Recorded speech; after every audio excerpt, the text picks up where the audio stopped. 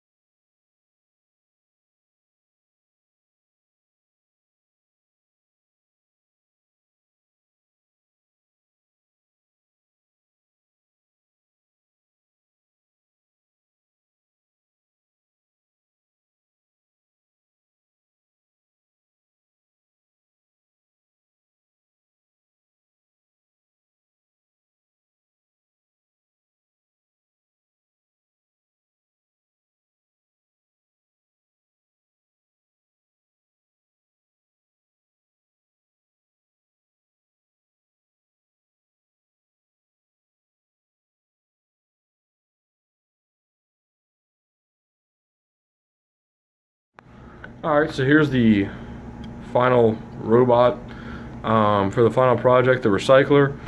I'm just going to go through it here, kind of what I did on it. I think it worked pretty good. We'll start up front here on the claws. Did just a simple claw with some extra hooks so the can can't pop out when it is closed. Closing the claw, we're using two, I think, 30 tooth or 40 tooth gears that are hooked together and are spun by a small pinion gear back here. I was able to use a servo, which was nice, instead of using a potentiometer and a DC motor.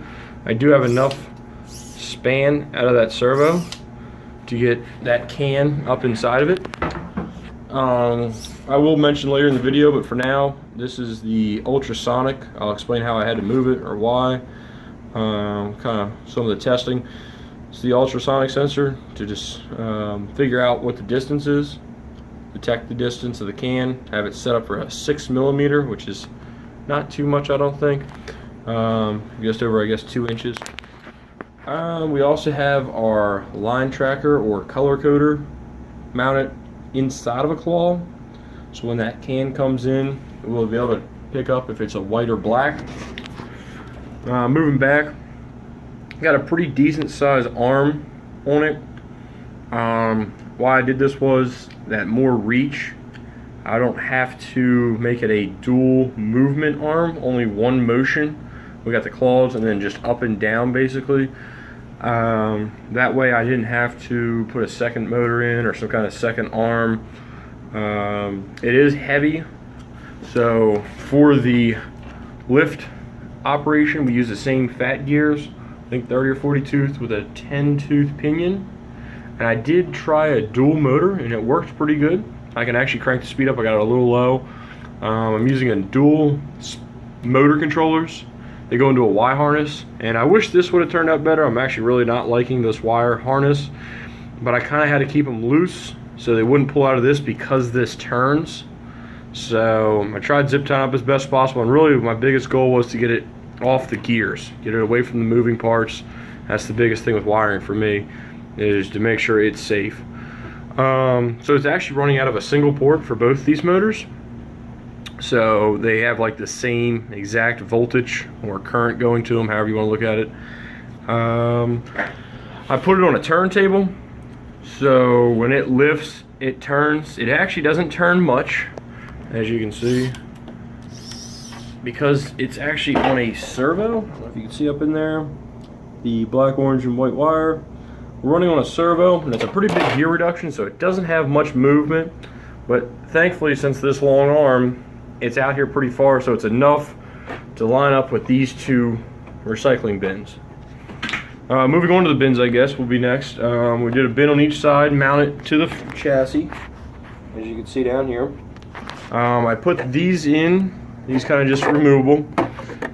What they were designed to do, and they work very well actually, is it drops it towards the back, the cans, and when it drops it, this helps move it to the forwards, or helps it move it forward. So when you drop the second one in, it's not just going to bounce out. It's got room for the second can. Moving on here, the Arduino mounted on some pedestals right there, kind of up in the air a little bit so you can kind of get to it very easily. Very easy to change wires out. The battery, we did a battery, or the wiring mount. Battery's kind of just tucked in there. We could mount it. Haven't had any trouble. These risers really do help with that. It's easy to change batteries out. This wiring you see on the back here, kind of ran it out of the way. These are for my drive motors. If I flip it up here, we have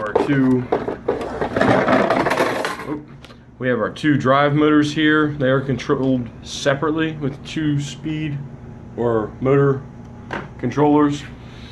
They are also pretty good size gear reduction here to move this. Unlike the last project, I went with the first project design of the dual frame on both sides because I knew this was going to be a pretty heavy robot, and it is, and I didn't want it all on the axles and on those axle locks, bearing locks, these things right here. So I went with a dual frame, so that's supporting the weight. I did a dual wheel just for the heck of it. It kind of helps. Doesn't help too much on turning. Didn't really notice any slowdown, but it kind of helps with the weight distribution a little bit more. Doesn't kind of dig in as much, I guess, on that mat. The back wheel, I was a little skeptical with going just the single because of the weight, because of this long axle you see here. So far it's doing pretty good because I think of this claw on the front is taking weight off the rear. It's actually putting more on the center. So it's actually more just balancing the weight here. And the cans don't weigh much, so it's actually took a lot of weight off because of this claw. But it's doing pretty good. It spins very nicely, even with all this weight, this big robot. We got our 3 sensors up front. So far they're working really good like they were. Got a little bit of spacing in between them. Tracks the line pretty good. Here's another angle of the bin where we mounted it, double mount. Kind of see some of the wiring a lot better looking there. So nothing's in the way. That's my biggest thing, is keep the wiring out of the way. And I think that's about it. We got a stopper here for the claw mount. It is on time, but it actually helps just in case the battery's going weak or got more charge. Kind of got a stopper here.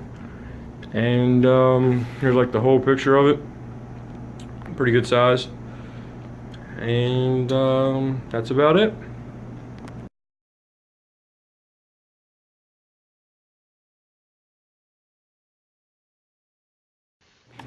So here's where we're trying out just the claw on the arm. Had a little issue with the servo on the turntable not getting over far enough for the white can, as you can see. But the black can was working pretty good. So here we are again, testing the claw. Another issue we had was my line tracking color sensor on the claw was not far enough back. So it was picking up just the air color and thinking it was black. So here we have where it's just picking up the white and black cans and sorting. Not on a line tracker or anything. Does a pretty good job. Just testing on the table.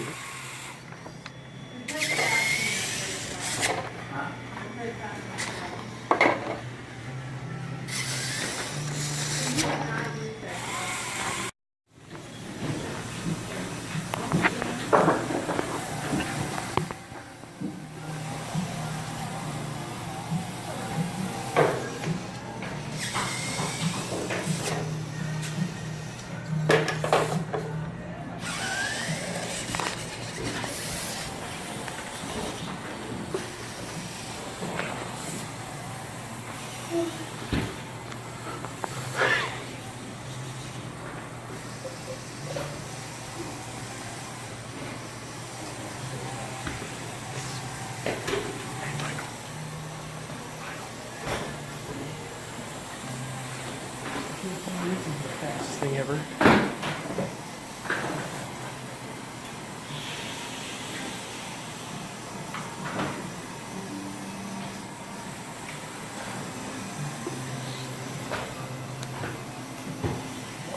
What?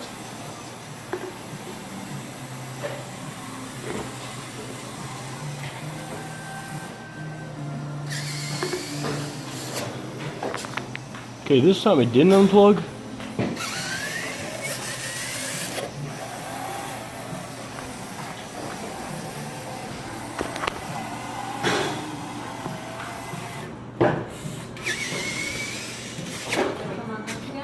Nah.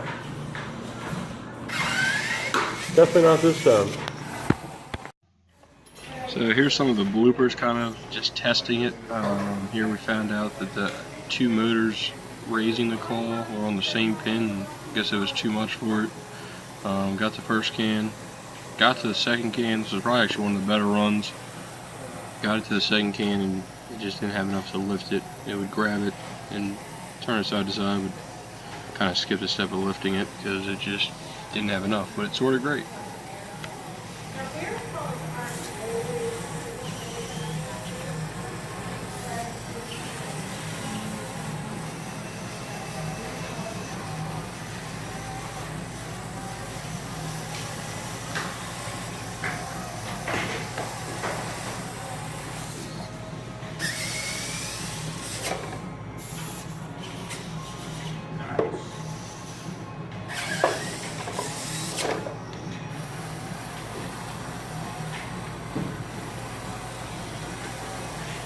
Hey, Michael.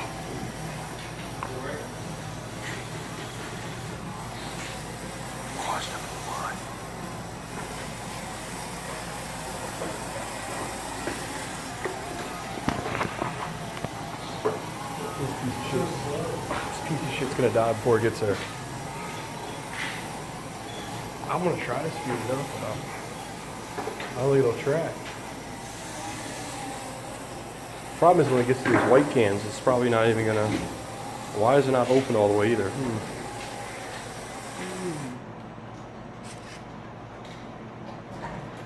Dead.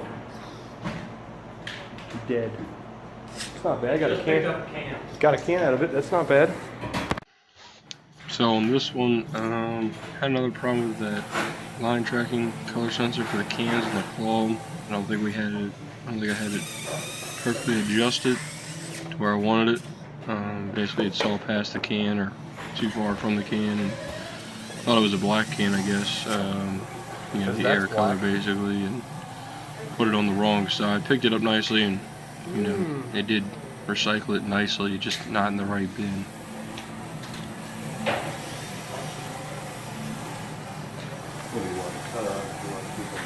Yeah, that's good.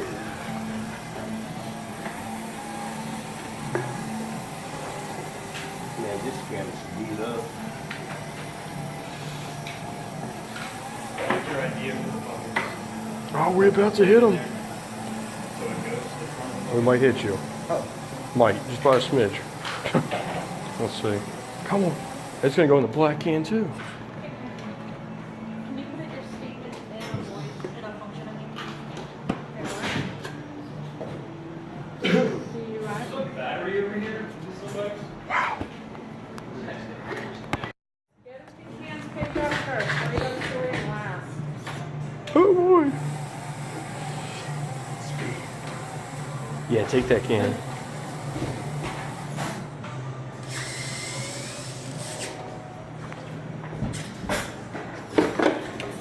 See the problem. It's not going to pick the white one up. It's going to put the white in the black too. The sensor's one hole too far forward. The line tracker sensor. It's going to put the white in the black too if it ever gets there.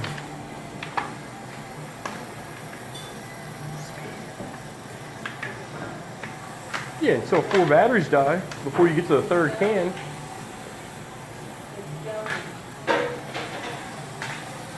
Why is yours so heavy duty? Oh, you know. Why not? Try sitting on it. See if it makes a difference. Oh, it'll just eat it. So this is kind of the same problem we had with our kind of final. That's intense. We had the best for this video, best why'd for this you do that? project. Picked up the first can amazingly, sorted it beautifully, and when it got to the second can, why'd we you had do some that? kind of Totally servo skip that issue stuff. with the claw. to where it was either skipping that step Just caught on fire? or wasn't sending power to the servo, or there was something wrong with the servo itself. Couldn't quite figure out what the problem was, but at least our final video, we did have a little bit more speed on this. Oh, it's gone.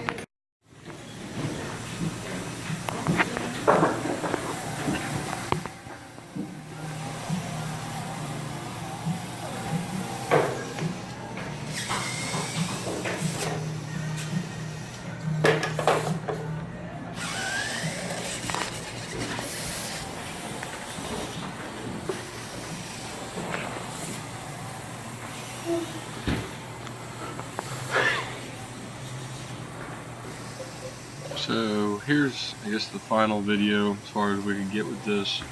Kind of the same problem as the last video, where we sort the first can amazingly. We get to the second can, and our claw servo just decides to quit, I guess, or there was a flaw in the programming. Couldn't really figure it out.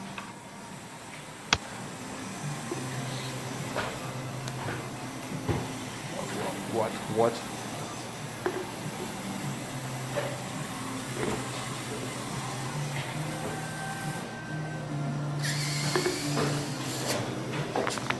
Okay, this time it didn't unplug.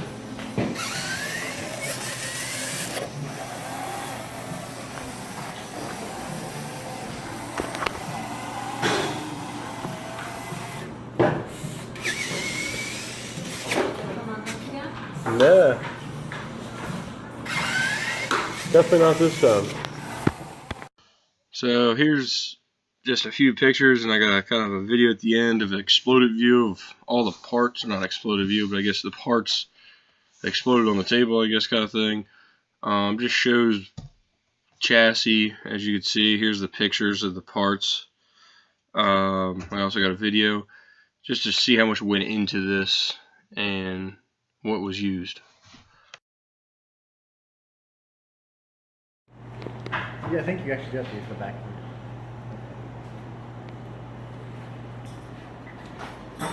Stand on this really spinny chair. Safe. Safe enough to use.